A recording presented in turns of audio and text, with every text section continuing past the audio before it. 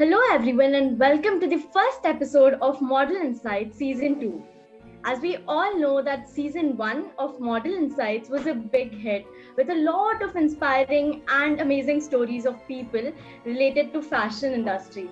There was a myriad of experience and stories shared by guests. So we are back with Season 2 of Model Insights, and we hope that this season will bring you a lot more amazing and motivational stories. So, the first guest for this season is a very talented woman, a non binary freelance fashion model, law student, and an extremely opinionated woman.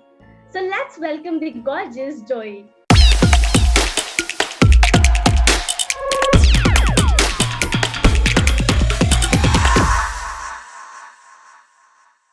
Hi, Zoë, how are you? Hi, nice to finally meet you guys. I'm great. How about you? I'm good too, thank you.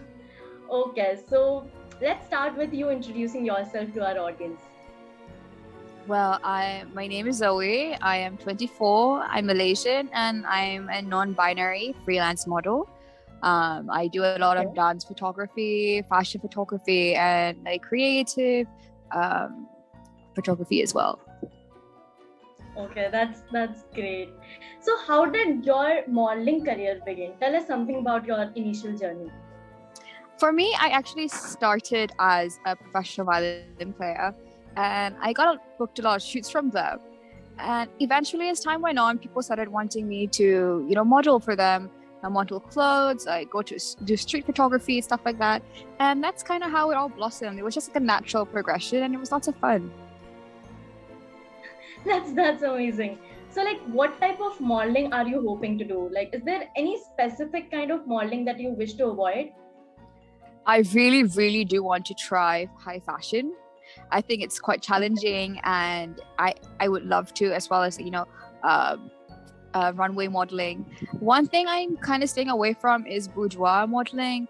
I find it very beautiful, don't get me wrong, but my only issue is that it might interfere with my career later on, and I just don't really want to risk it or jeopardize it just yet. Okay, and why do you think that boudoir photoshoot would hamper your career or something like that? Why do you think so? Well, I live in a country where they will find anything they can to, stop women from, or female presenting people such as myself from, succeeding in their careers. So, they'll twist and turn a boudoir shoot from something that's beautiful and empowering into something that I should be ashamed of. And I really hate it because I would love to explore it, but not right now, until I make my name for myself, like a good name. Okay, so like you have had experience of boudoir photoshoot, right? Oh yeah, I did. I had a really bad experience because there's this one photographer that's quite notorious in Malaysia for kind of abusing the trust of young models getting to the industry. And he would reach out. He had a really big following. So anyone who's like wanting to get in the industry would be like, oh my God, this is a great opportunity for me. Yeah, he had ulterior motives, and it was just a very negative thing altogether. Okay, that's so bad. I mean, thank God you were away from. Okay, so what is the toughest photo shoot you have done till now? Tell us something about that. Ooh, the toughest photo shoot is easily the one I had in the middle of KL.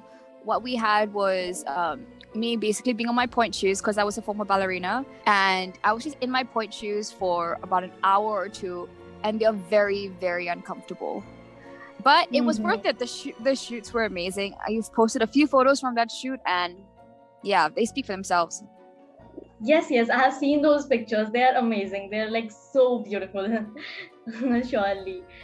And so, who is your favorite celebrity model, like whom you're inspired from, and why? Oh, definitely Coco Rocha and Cara Delevingne. I feel they're just so uniquely themselves, and they've just made such a name in the industry that they can do whatever they want in however style they want, and they just don't compromise their individuality. That makes sense? Yes, surely. They are like so great. So obviously. And so unique. Like their faces. Exactly, I know that. Yeah, you don't see it everywhere else. And their style of modeling, I love it. Yeah. So is there something along your journey as a model which you're most proud of? What might that be? Other than being featured in your magazine, which is amazing. It was great because that was the first ever interview I'd done since coming out as non-binary, and it just made me it gave me a lot of serotonin. And other than that, I've been recently in this project with Daniel Adams, and we're highlighting stories of people in the LGBTQ community, and especially with their dark skinned and what we faced. And so that's a project I'm quite passionate about. I'm really glad that Daniel gave me the chance to be in it. And I can't wait for you guys to see the photos. They all look so good. Yes, it's surely okay. So, like, we are first of all really happy that we are glad that we were the first people to give you this experience, and it was totally worth it for sure. Oh yeah, definitely. And what is your greatest weakness, and how do you work to overcome it? Oh, I am a master procrastinator, and mostly because I feel that I have to be in the right headspace to do something. Okay. And if I'm not in the right headspace, I won't be my best, so I won't do it. And unfortunately, that needs to be like putting off very important tasks. And that's something I really want to overcome. It's a problem I've had for a very long time, and I'm ready to start doing my stuff when I'm supposed to do it. Okay. Procrastination is like really a problem with most of the people. Like, it's also with me. So yeah, I get you totally. Oh my gosh, procrastination is my Achilles heel. I will procrastinate everything until the last day, and I'm like, right now as well, I'm procrastinating my law work, and I'm just like, oh my god, it's due next week. Okay. Okay, so do you have like any current projects you're working on that you would like to share with us? Oh yeah, the LGBTQ plus project I was just doing with Daniel Adams, that shoot just finished the beginning of this month, and he has just wrapped up the whole project because he's having it in 3 sections, and it's all about the dark skin community here in Malaysia and the problems we face, but it's very individual. It's honestly such a beautiful project that just brings stuff to light, because we face a lot of racism here in Malaysia based on the color of your skin. I'm quite lucky that I'm considered I'm in the medium. There are definitely people who are darker skinned than I am and face way more struggles. And I'm really, really honored to have shared my experiences, and hoping that, one day that someone reading that who's non-binary and, facing racism and, they don't know what to do, or facing criticism from their families or whatever, they can look at my story and be like, oh my gosh, they did it, I can do it too. But yeah, so you guys can check it out on Daniel Adams Photography on Instagram. He is a talented photographer, one of my favorites to ever work with. So professional, so sweet. Okay, surely we'll do that. But as you said, like, you were in the middle of, facing racism, but still you have faced at some point of your life, right? So who was it exactly from? Like, from the society or your family itself? Where from did you face racism exactly?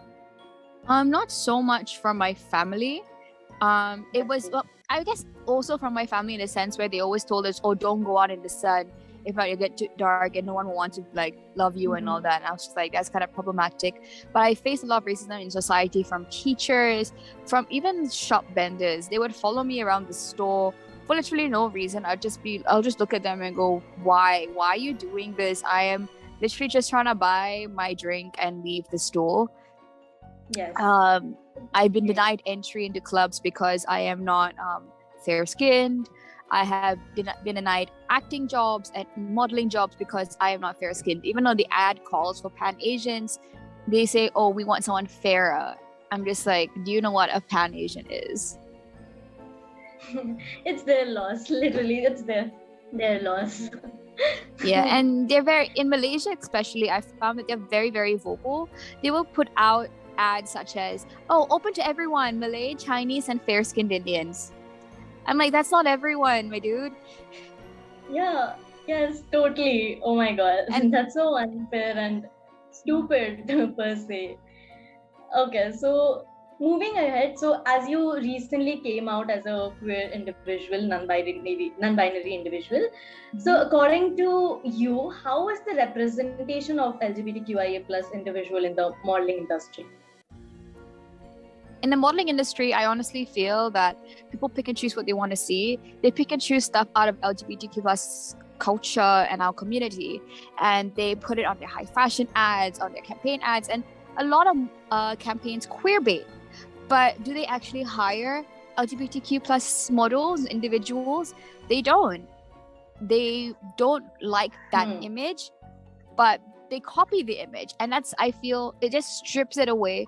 It strips that identity away from LGBTQ plus individuals, because we've struggled so hard to be accepted in our community. In Malaysia, I'm not even accepted as a non-binary person. I'm also came out as pansexual, but because I'm in a relationship with a cis man, people think I'm just faking it or looking for attention. But people love queer baiting it in the modeling industry. They like having photos with two women being intimate, but then they criticize two women, holding hands in a park or something. And it's just annoying at this point. Right, because do you feel like it's always like lack of awareness and education, which we can blame as much as to the society, also to the schooling and stuff, where it was always followed the mainstream studies, and we were never taught about the things that is important and that should be taught, right? I do agree, because there have been so many cases where there has been homosexual people in history. We just don't write about it. We want to pretend that it's a new thing that's, unnatural, when it's been around for years, for centuries. It's around in not just humans, but other species of animals as well. People want to say that, if you don't fit into a box, you're not normal. And that's why you don't want to spread awareness about it, because if you spread awareness, that means people will accept it, and people thrive off hating others, which sickens me to my core. Yes, totally agreed. So is there something that makes you sad or irritates you about the way society perceives LGBTQIA plus models? I feel like there's a lack of representation. I mean, I think Cara Delevingne is pansexual, but she is the only model supermodel that comes to mind that is in the LGBTQ plus community. If you're not that supermodel status and you come out, people may not want to, spread your name around, because they don't want to face backlash. So that's one thing I'm really sad about, that we can only be ourselves once we've achieved that level of fame, that no one can take it away from us anymore. And it's just that, the media loves queer baiting now. It's the new thing. It's a new thing to pander to our audiences. Yeah, we're inclusive. But are you really inclusive? Are you really trying to hire LGBTQ plus models, actors, talents, that stuff? Exactly. Like if you see these advertisements and stuff, they will be showing LGBTQIA plus stories, but it'll be played by some cisgender person. So that is problematic, because representation is lacking, as you said. Yes, it is. So, like, for example, Eddie Redmayne in the Danish Girl, I will say he did an amazing job, but they could have also given that role to someone who is a transgender actor. And people always like to say, there's probably someone not as good as Eddie Redmayne. How do you know? If you're not going to give them a chance, exactly, how do you know? Yes, totally agreed. You need to be aware about it, and you need to be, if you are giving representation, give it in the right way. Exactly. So you are basically, when people say I don't know any good transgender actors or LGBTQ plus actors. Exactly, that is the problem. That is the problem you're so close to getting at. Exactly, because there are so many. It's just lack of research, right? Yes, absolutely. Okay, so what are some of the biggest challenges you face when you're into modeling? Okay, I'm trying to remind myself about my posture and my face. Like, people don't understand that modeling is a job. I'm trying to remember, okay, this is the angle I know I'll be good at when the camera is down there or up here. I'm trying to keep your face natural. People don't understand that keeping a natural modeling face is not your natural face. Yes. It's being aware of my body. That's definitely a challenge I face. I'm also just a little shorter than most models. Most models are around 170. I'm 167 cm, and I'm just looking at, I'm like, those 3 missing cm. I'm just like, why? You could open so many more doors for me. Yes, I mean, that's sad that there are some criterias and all of that, and so that a lot of talented people are being hidden under those criterias. Yes, I wish that it was more inclusive. I understand that people want that aesthetic, but Yeah. what is so wrong with a 3 cm difference? Do you know how much 3 cm is? It's like that. Yes. It's like that. Yes, exactly. Okay, so like, do you remember any moment which you would like to describe as your happiest, and why? Happiest when, like, in modeling or in anything? In modeling, yes. Let's talk about both, in modeling as well as in life. Okay, for modeling, it was definitely the first time I got okay, so I've worked with lots of photographers. There are certain ones that I've always wanted to work with, and when I got to connect with them and they wanted to shoot me, for example, Mobembe, they've been so sweet to me from day one. And people talk about, oh my god, you're such a talented model, I love your expressions, I love your hair, I love the way you pose. It just makes me feel like I'm unique in my own sense. And it's the same reason why I love Coco Rocha and Cara Delevingne so much, is because they're their own person. Like, their style is of modeling, you can't copy it, because it's obvious if you copy it, you can't do it as well as them. And when people say that about me, like, hey, your style is pretty, like, it's pretty different, especially with when I incorporate dance into my shoots and how my movements, I don't know, I just feel that satisfaction that I'm getting closer to my goal. And well, in life, yes, you were saying? No, it's actually totally beautiful. Like, all the shoots I have seen of yours, it's totally beautiful, and surely you're unique. Like, everyone has a unique personality and sense of style. So is it yours. It's totally beautiful. Thank you so much. I also love it when people say, I love your sense of style, because, like, sometimes I really get demotivated with what I wear. I'm just like, oh, I probably look like trash. And people are like, I love the combination you put together. I'm like, whoop, thanks, I guess. But yeah, but the happiest I've been in life is definitely when I was traveling. Definitely when I went to New Zealand. And I'm a huge nerd. I love Star Wars. I love Lord of the Rings. And so, of course, I went to Middle Earth when I was in New Zealand, and I was geeking out so hard. I was having the time of my life, and I was just like, this is how happy I want to be, and I want to see the world. I want to explore my inner nerd. All right. Okay, that's great. Like, you got to experience that. So what is one professional goal you have for yourself? I definitely want to be on the cover of a national magazine here, as well as an international one. Of course, I'm setting my sights first on, like, getting my name out there here. It's pretty okay, but people prefer supermodels here. So I'm just working my way up to there, getting scouted by this certain hub here. I'm not going to say their name because I don't want any negative things coming from there. But there's one hub I've been looking at. I'm just like, I would really love to be signed on by them. I would love, like, for them to like my look as well. Because I do notice in Malaysia, we do have a lack of brown skin supermodels, or models in general, that get booked on for commercial shoots and all that. So that's definitely a goal for me, and internationally it would be a dream. Yes, and I'm sure and I hope that you reach your goals soon, and you will, I know. Thank you. So what are your hobbies or interests outside of modeling? Okay, I love to train Muay Thai. That's one of my biggest passions. I love to rock climb. I love to hike. I love being around in nature. I love exploring new places and new things. I also love to read and write. I do love the violin and the piano, but I've been playing those for most of my life. So I'm just taking a short break from that. Okay. And yeah. Okay, that's nice. That is a really Yeah. great interest. Something, experience of yours which you experienced as something new and you never experienced it, and it was like one of the happiest moments for you. Definitely, modeling wise, the first time a photographer reached out to me wanting to collab, it just made me feel like people, like I said, people liked my look. When photographers reached out to me like, hey, I've got a paid shoot, would you be interested? Yeah. It was just like, oh, you really like my work.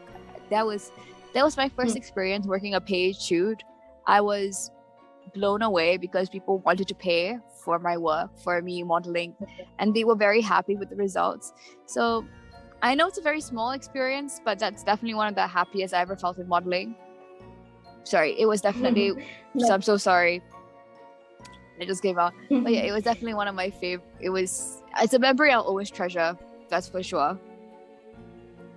Exactly. That's amazing. As you can tell, So I'm an insecure. lastly, okay. Okay, so lastly, if there is anything you could change about your journey up till now, what would it be and why? It will probably be to put myself out there more. I doubt myself quite often, and that's what really stopped me from really being the best I could in modeling.